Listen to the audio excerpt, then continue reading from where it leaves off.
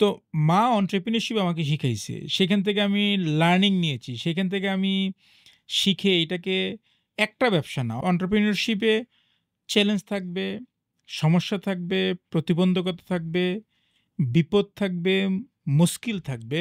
আমি যারা নতুন entrepreneur হিসেবে নিজেকে তৈরি করতে চায়, আমি বলব এই জিনিসটা যত বেশি আমি ফেস করব, তত বেশি আমি স্ট্রং হব মানসিকভাবে, ফাইন্যান্সিয়াল, সামাজিক, লার্নিং এ। সো আমি যখন বেশি স্ট্রং হব, তখন আমার মধ্যে কনফিডেন্স গ্রো হবে। আর কনফিডেন্স যখন গ্রো হবে, তখন আমার প্রেজেন্টেশন স্মুথ হবে, আমার কোয়ালিটি ঠিক হবে, আমার কমিটমেন্ট ঠিক থাকবে।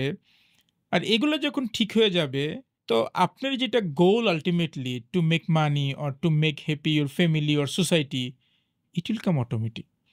ইনশাআল্লাহ। ধৈর্য ধরা ইজ ভেরি ইম্পর্টেন্ট। হাল ছাড়া যাবে না। লেগে থাকতে হবে। যতক্ষণ না পর্যন্ত কাঙ্ক্ষিত রেজাল্ট আসছে না, it could be positive or negative, কিন্তু রেজাল্ট আমার আনতে হবে। এখন আমি রেজাল্ট আসার আগেই যদি আমি হাল ছেড়ে দেই, তাহলে হাফ ডান। হাফ ডান আসলে কোনো ওয়ার্ক হয় না।